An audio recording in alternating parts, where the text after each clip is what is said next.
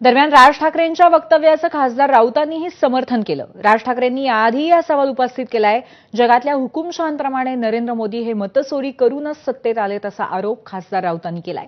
तर राऊत हेच औरंगजेब अब्दाली आहेत अशी टीका भाजप प्रवक्ते नवनाथ बन यांनी केली आहे।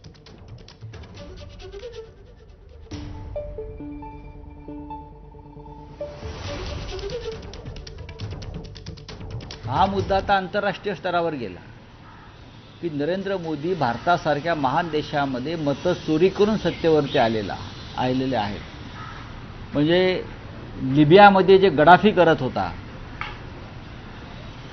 किंवा युगांडामध्ये इदी आमीन करत होता आणि रशियात पुतीन ज्या पद्धतीनं निवडणुका जिंकत आले, पाकिस्तानमधले लष्करशहा ज्या प्रकारे निवडणुका जिंकतात त्याच पद्धतीनं नरेंद्र मोदी आणि अमित शहा यांनी या देशामध्ये निवडणुका जिंकल्या। महाराष्ट्रातली मतं गेली कुठे हा प्रश्न जो आहे हा प्रश्न अत्यंत महत्त्वाचा आहे। मुंबई विमानतळावर आज मोठ्या प्रमाणात गांजा सापडला आणि हा गांजा भांडूपला गेला होता आणि संजय राऊत यांनी अक्षरशः गांजा ओढून पत्रकार परिषद केली। तुम्हाला सद्दाम हुसेन आणि गडाफी आठवतो?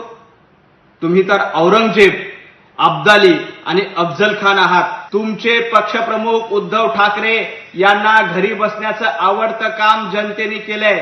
त्यामुळं मतचोरीची भाषा तुम्ही करू नका। तुम्ही आधी तुमच्या भावाचा राजीनामा घ्या, उभाटा गटाच्या सर्व खासदारांचा राजीनामा घ्या आणि पुन्हा एकदा जनतेमध्ये होऊन जाऊ द्या।